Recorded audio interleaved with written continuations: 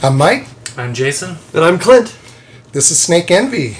Welcome, Clint. We filmed at Clint's place a few weeks ago. Thank you for that again. We had a great conversation about Pituophis. We'll put a link to that in the description. Tonight, Jason and I have been working a little bit on socialization of one snake in particular. And we've been doing that for the past few weeks. It went very, very well. Probably, to be honest, better than we had hoped. There just wasn't a lot of drama. But wouldn't you agree? Oftentimes we build these things up and they put on their shows and their displays, and we're more afraid of them than we need to be. Well, especially with pits. I mean, that's what they're all about. Yes. And that's what hangs up beginners. They're so worried about getting bitten that you kind of build it up in your mind. And then when you're nervous, that affects your interaction with the snake. So we are huge believers in confident grab. And part of the reason we think it's so important is that it reduces the stress on the snake, because you're not stopping and starting and changing angles and and starting and dropping, and it just makes you look like a predator. Mm-hmm. But that whole interaction also builds up your stress. Yes. Because now you're even more worried about it.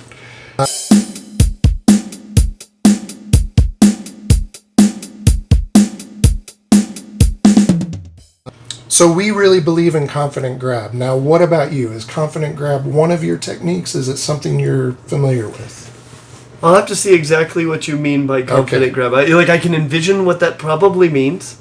I would think that would mean that, you're basically just going to go in and scoop up the snake. Yes. And I think that the vast majority of the time that will probably work. I would think if you get bitten doing that, it's probably a feeding response, because the snake doesn't even have time to get worked up. And so I think that sounds great. That is a little different than what I do.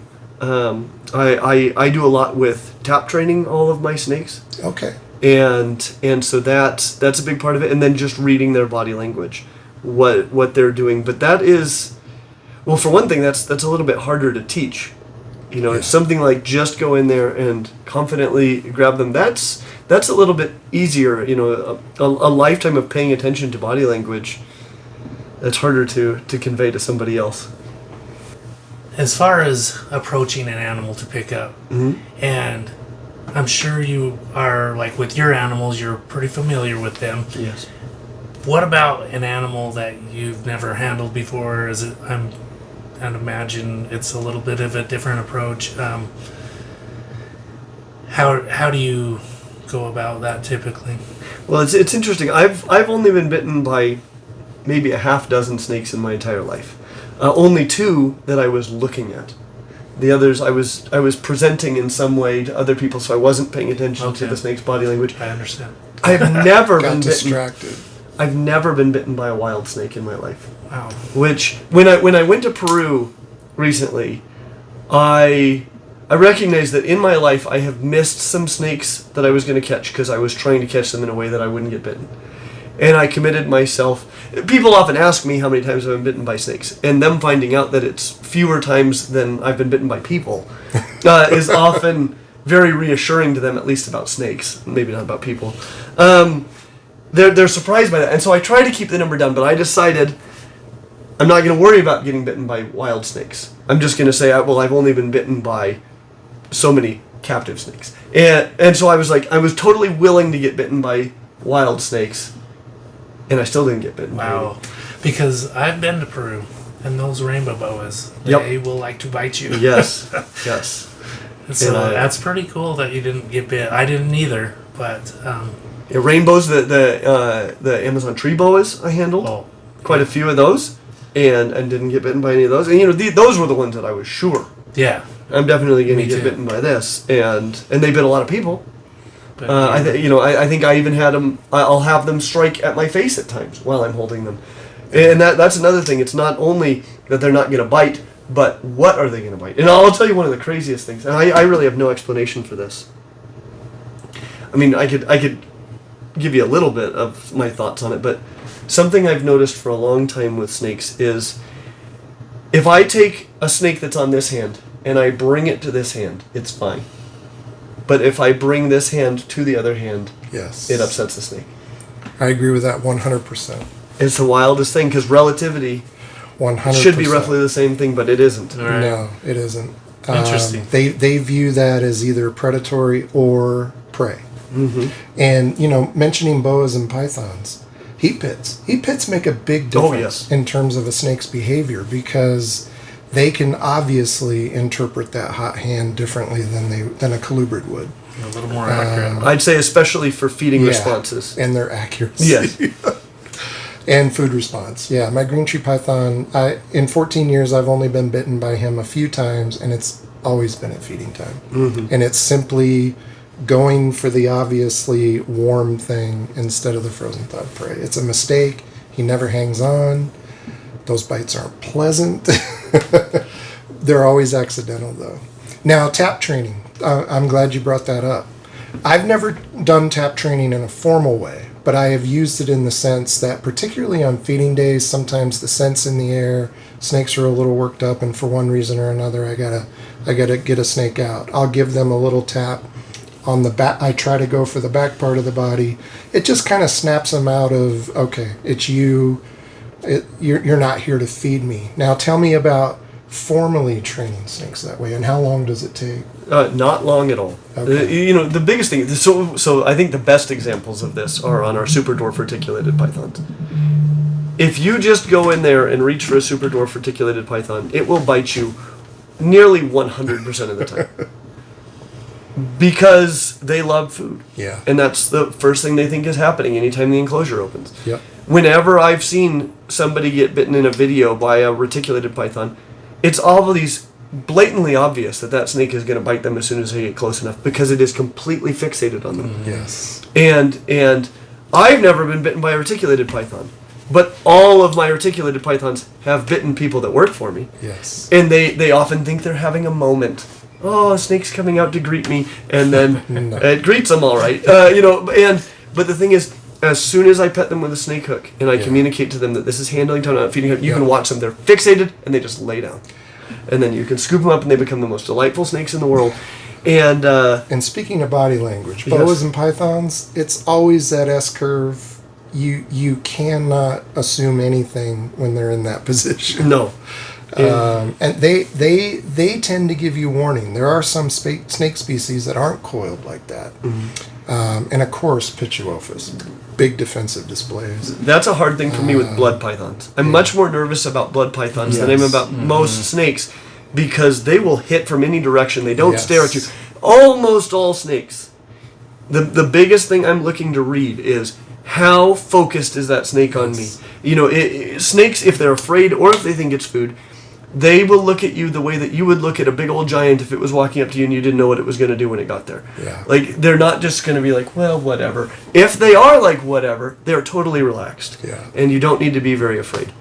Now, I do a variation of tap training, which is simply waiting after opening the enclosure for handling. So when I feed, I present prey immediately. There's no delay. Open it, prey's already at the ready, in it goes.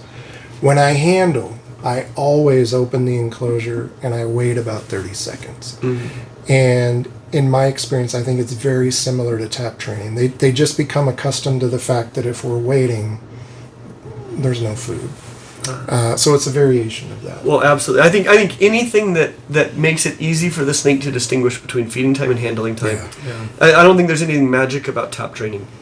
It is just one way that you can easily distinguish feeding time, handling time. Some people try to feed in another enclosure, which probably does roughly that same thing. My big problem with it is when you handle a snake, it is much less likely to feed immediately after. And so, if you've got a snake that just eats, like I've got a boa. We did a video on how snakes eat.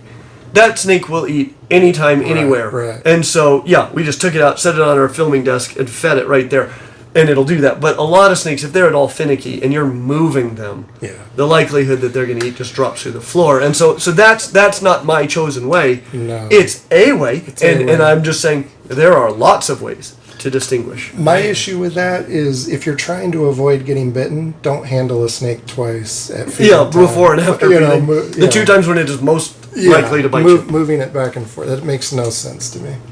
My tap training is usually I'm opening a drawer. I can tell it's going to want to handle this rattle a cage, and they're like, okay. Yeah. They immediately know this is not the routine. Now, it's interesting we're here tonight because for you and I, we're more hobbyists. You do some breeding, but more hobbyist, and you're an educator specifically. Mm-hmm. So your snakes have to be socialized. And they're so socialized. And you have to be able to give them to strangers. I'm similar. I don't own any snakes that, other than my green tree, that I'm not perfectly comfortable handing to another person. And we do public education as well, and we're very careful about what snakes we take. In a breeding environment like this one, and this is only a fraction of Jason's snakes, the rest are in the brumation room, he physically can't handle them as much as we do. Mm-hmm. So this is a great environment for trying to socialize and trying to experiment with different methods. So, you ready?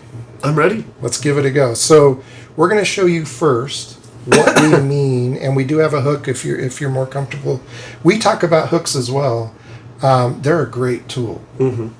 So yes, hooks in a way are a confident grab because you go in quick, and with a hook, people are typically going to be less intimidated about reaching in, so you just use the hook. And then the idea is once you get a snake out of the enclosure, the defensive behavior tends to really diminish, and that's really what they're trying to avoid, is getting picked up.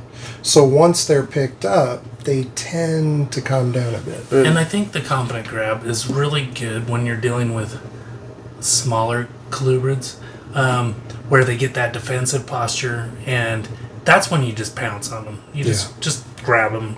Like a bigger snake, it's not as easy. So I have a different approach. Yeah, you probably agree. We tell people all the time, there's two schools of thought. Just kind of let a snake age. They tend to calm with age, and as they get bigger, they get more confident, and maybe they're easier to socialize as they get bigger. The other school of thought is, get it out of the way while they're young, while they're tiny. Especially the bites aren't going to hurt, and you're going to be less intimidated by a Neo than you're going to be intimidated by what's now become a 4-foot-long snake, and now you're like, okay, what do I do? So, what do you prefer? Well, one thing I was just thinking earlier is, I would even argue that they're not trying to avoid being picked up. They're trying to avoid being killed. Yes. And the way that you touch them can communicate so much to them about what the nature of this interaction is, that I think that's why they calm right down once you pick them up, because they're like, well, this isn't treating me like a predator. As far as neonates versus adults, I definitely see the pros and cons of each, because for me, most juvenile snakes are not that much fun to handle, and so I probably don't handle them a ton. They tend to be quick, and they're working on getting off, but I handle them some. I get them used to being picked up and moved and things like that. The nice thing with a bigger snake is you can start making contact with them and actually be a long way away from their head. Yeah. That's the only reason that small venomous snakes, for example, are more dangerous than adults. They have the same kind of venom, they've just got less of it. They can dry bite, just like adults can.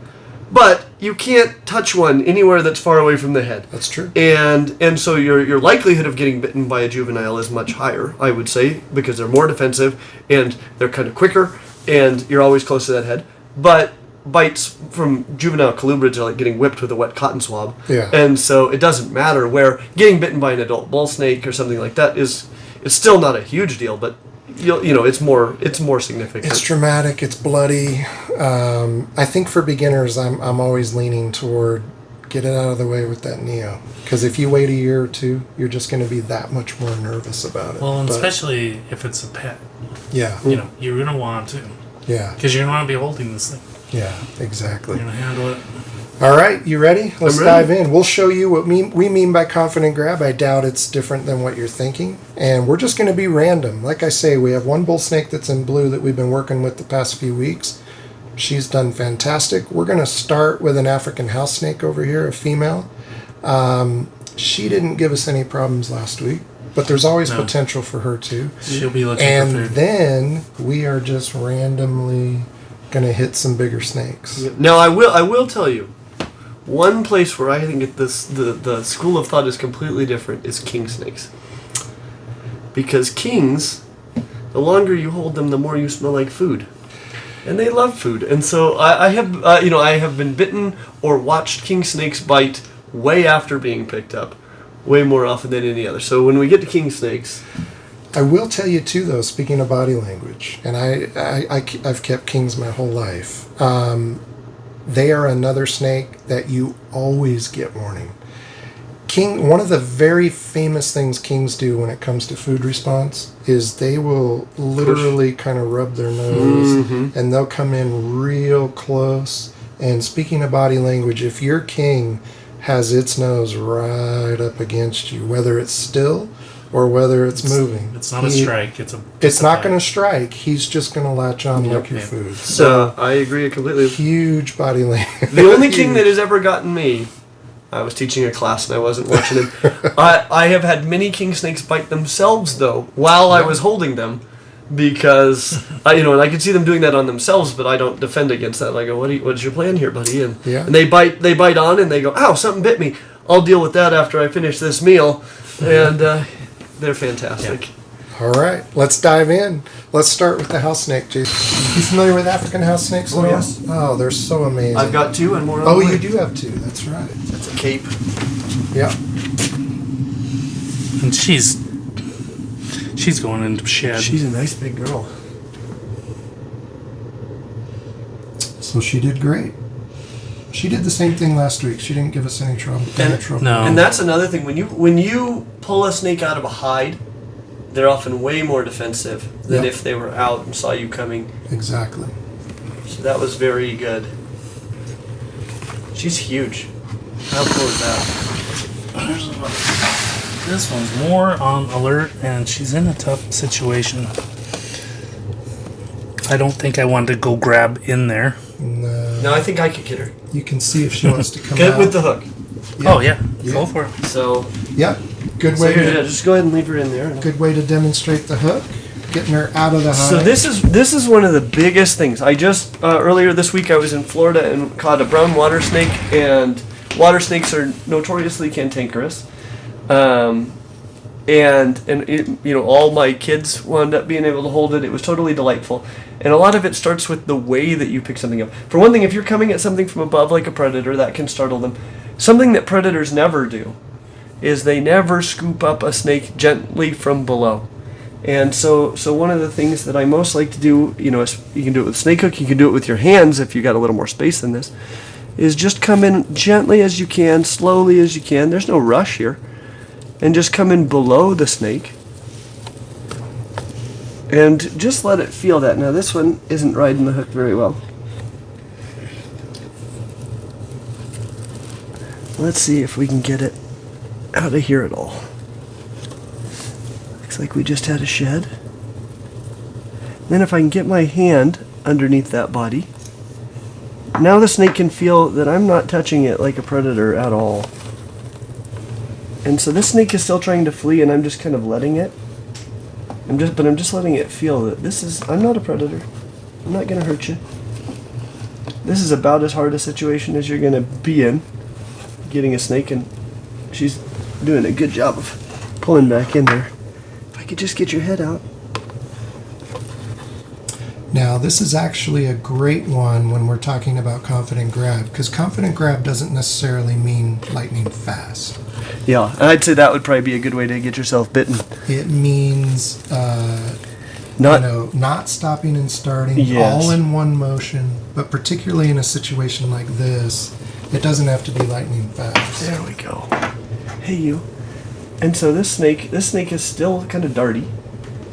It's just been pulled out of there. But I'm being super loose with it, not restraining it at all. You never want to do that. And just letting it feel that this is not a predator interaction. This is something else. It is honestly wild to me how quickly a wild snake can detect that you're not going to hurt it and just totally relax. It's insane.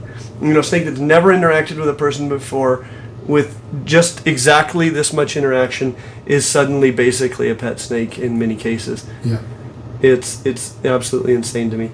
And one thing with this snake is it's still kind of on high alert, and if I don't want to get bitten, one thing that I might do from here is I'll tap it on parts of me that I'm okay with it biting.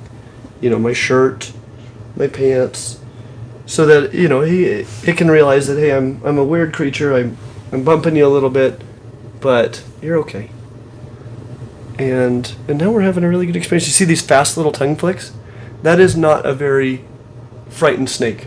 Frightened snake will be focused on you. Long, slow tongue flicks. These are just exploratory, curious tongue flicks. This snake is trying to figure out what's going on. If it gets a chance, it would like to run away, but it's not on guard.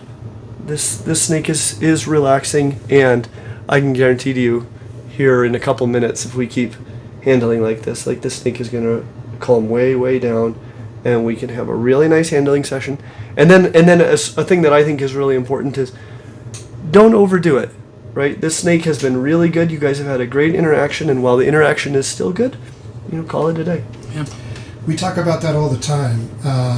You always want to end a handling session on a positive note. Mm-hmm. It's no different than working with any other animal. Dogs, that includes if it bites you. Including if it bites you. You got to hang on to it. Mm-hmm. And you have to wait for it to calm down again. So musks, bites, that's not when you put them back.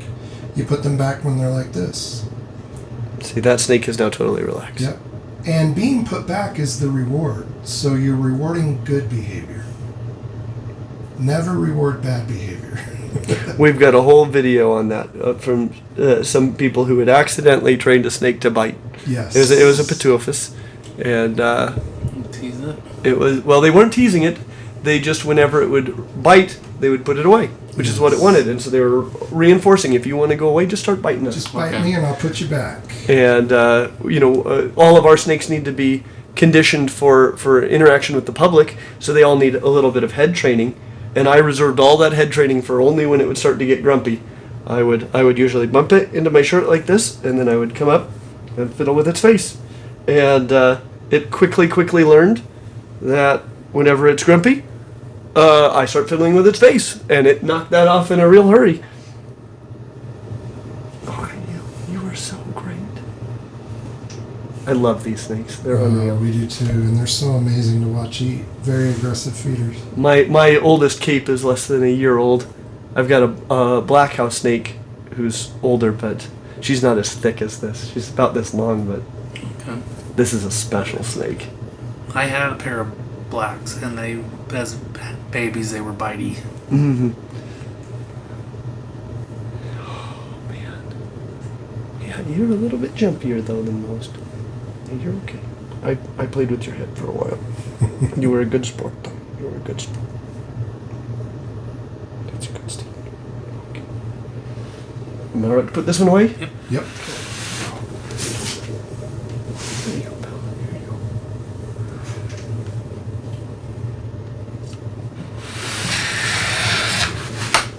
Do you mind to- Like, this guy's really curious.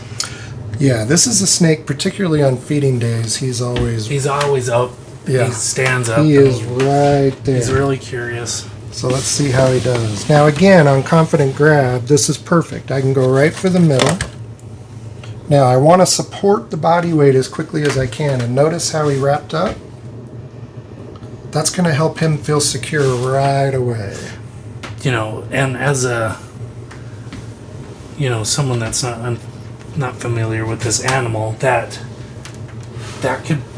where he's standing up and curious, that can be a little intimidating. It is. But you did great. He didn't even flinch.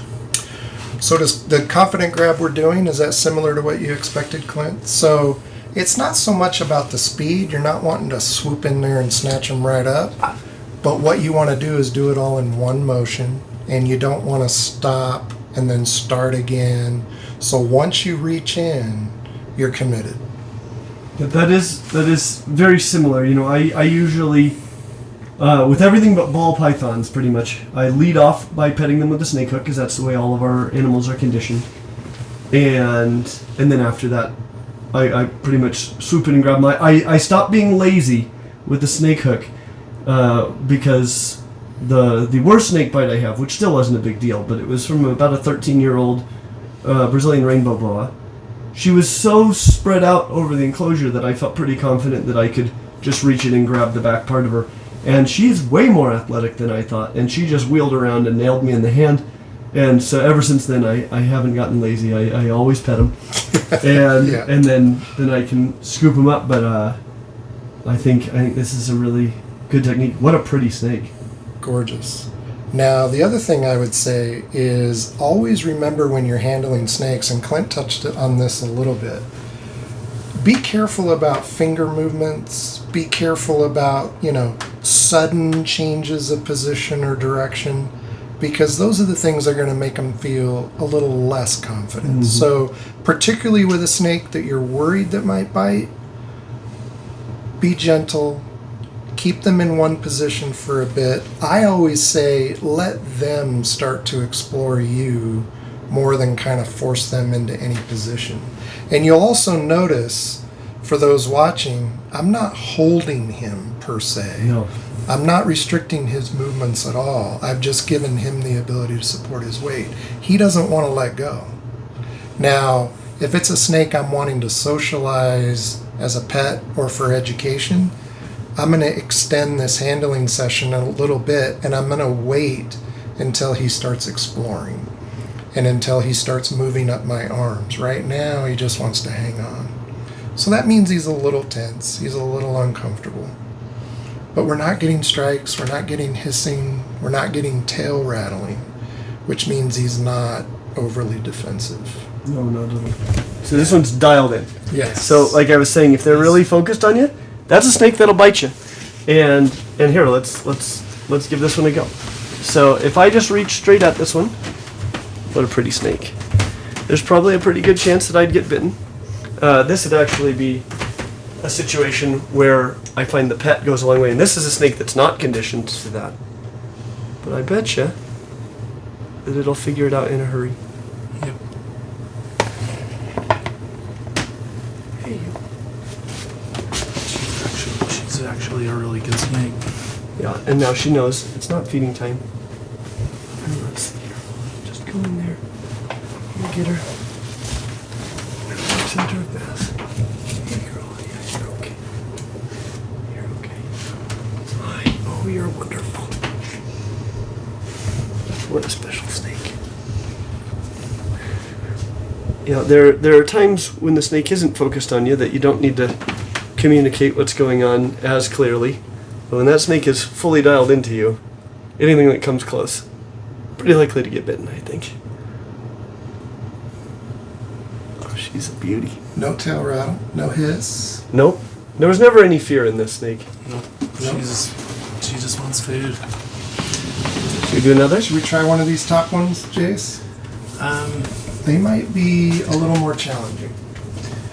Yeah. Either of those two in the corner there. These? This Maybe one? that- yep. This one good? Yeah, he's Give him a minute when you open it like you did the other one, Yeah. because you can see he's wondering what's going on and if we've got food. Yep. He's very curious. looking around. And this height matters. Yeah. See how he's coming out to me? It's easy to think, oh, we're having a moment. He's coming to greet me for handling, but that's probably not the way that's going to go down. This is still not a fear response, but that is too much interest. If you don't like getting bitten by snakes, you don't make a regular habit of reaching at snakes that are that interested in you. Those quick little tongue flicks show this isn't a scared snake. Being Pituophis, it'd be rattling, potentially hissing if it was scared. It's not scared.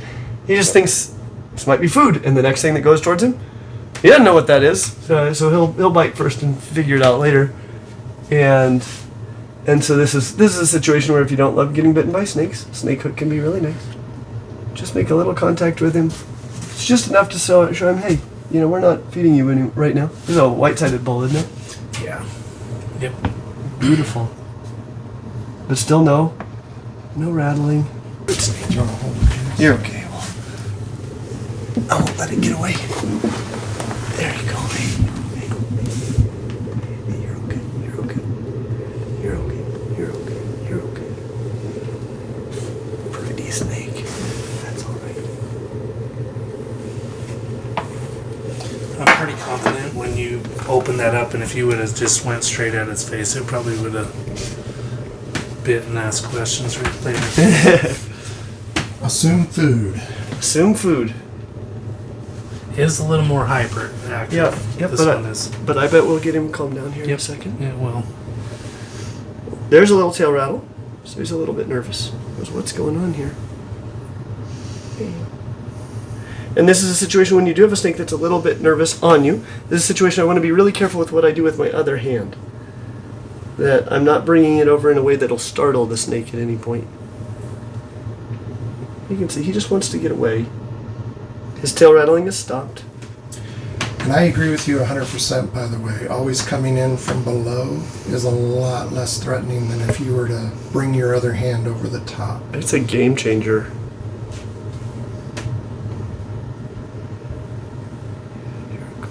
There's a little tail rattle, so he's still a little bit nervous. Because this is probably not a super socialized snake. No. You know, and so this is an unusual experience. He's getting used to what does this mean. And a tail rattle from Pituophis is like just bottom level, I'm nervous.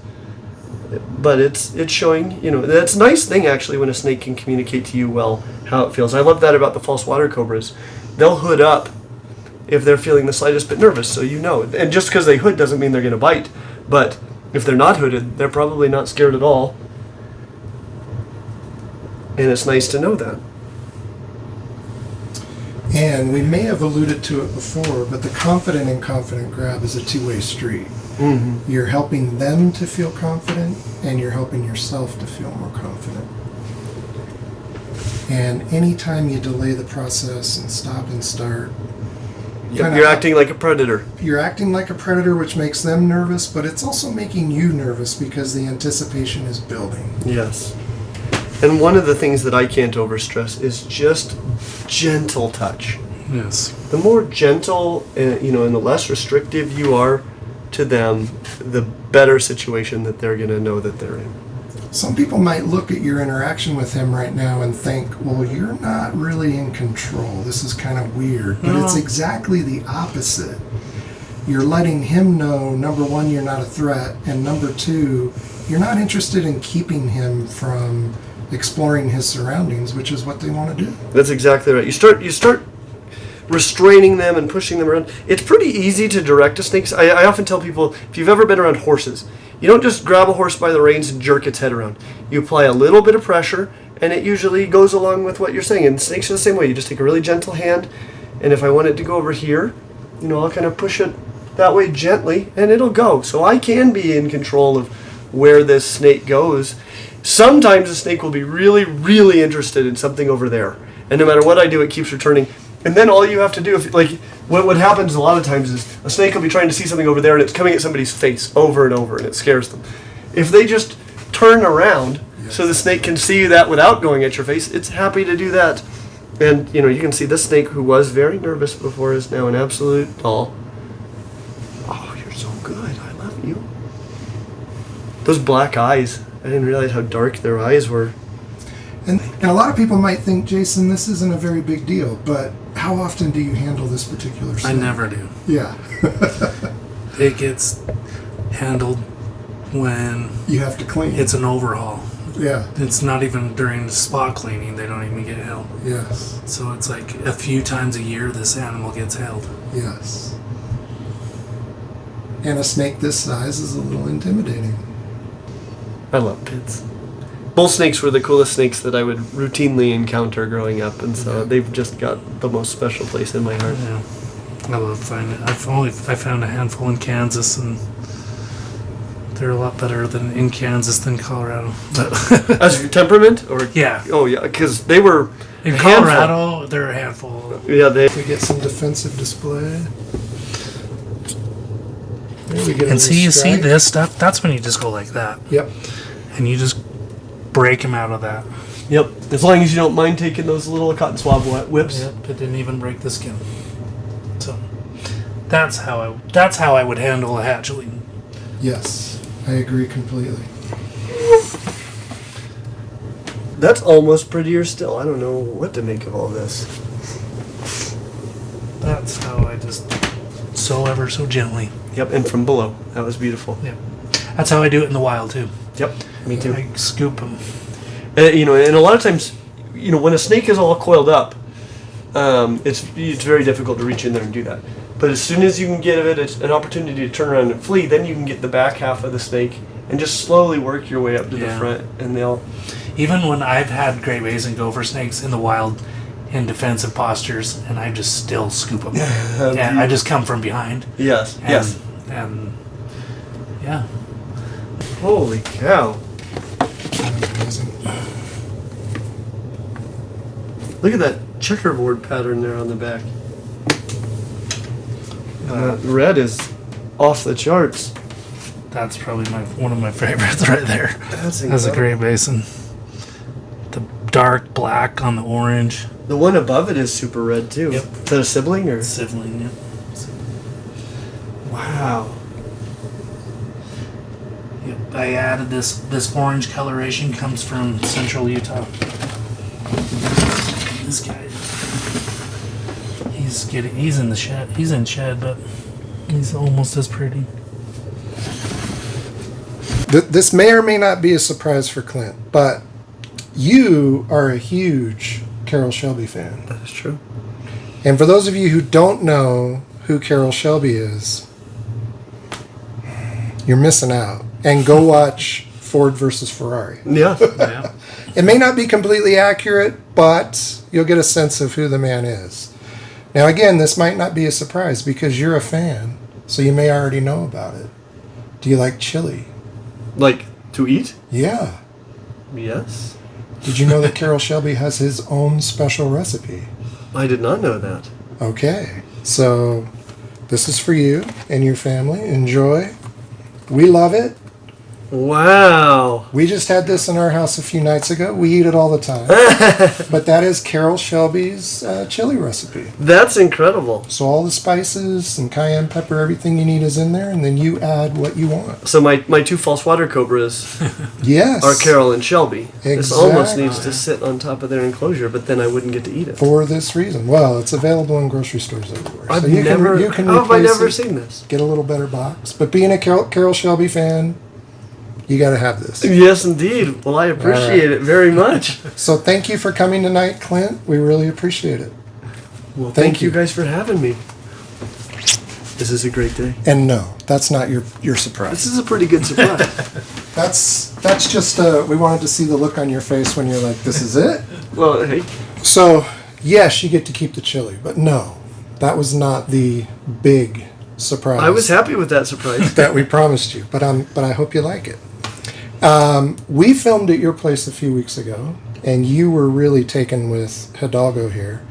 Hidalgo is going to be 3 in August, so he still has a lot of growing to do, and he's going to color up even a little more, but he is coloring up very, very well. He's glorious. And for those who have asked when we film him, yes, he is as orange as he looks I bet. on camera. I don't even think that the camera probably captures. No, there's no way the camera does him And justice. then this maroon back here. Yeah. Yeah, that because the orange, especially on his head.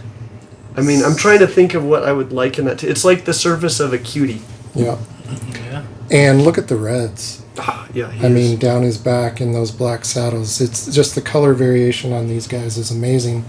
And they go through an amazing color change. Yeah. Anyway, Jason's got a surprise for you. Yeah, we have a little baby for you if you want to add to your. Oh my goodness. We want you to have a Janai in your education We think it would collection. be awesome to add to These your guys have collection. amazing temperaments. You'll love it. The parents of mine, not the grandparents of mine, which is the same bloodline as this, is Amanda Talbot. They can't. She's got 7 footers Yeah. of these, Like I say, he's Oh man. he's only 2.5, and and they take He's 4 to approaching 5 to get 6 to feet. maturity. so these guys, they're amazing. Their temperament is unbelievable. For those who don't know, this is Depii Janai. This is common name, northern Mexican pine snake, but as we discussed in our video that we're going to put in the description, these are gopher snakes Yes. Oh my gosh. who, And who live in northern Mexico. So if there's a prettier member of that genus, This- I couldn't tell you what it is. I mean, they're amazing. I think Janai, Depii Janai, and the Cape Gophers are probably the 2 prettiest natural Yeah, absolutely. gophers. Even the yellows, look how bright. Just the contrast on these guys is amazing. Oh my goodness. But let's go over and introduce you to, I think you said, This is would you incredible. prefer a female? So we got this little girl for you, and What a cutie.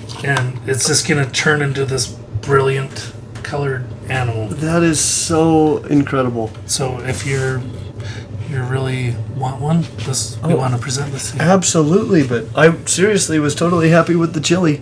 This is Oh, this is unbelievable. This is the snake we had kicking around, and yeah, and we love what you do down at your shop and at your facilities, and I think it would be a great animal to add to your.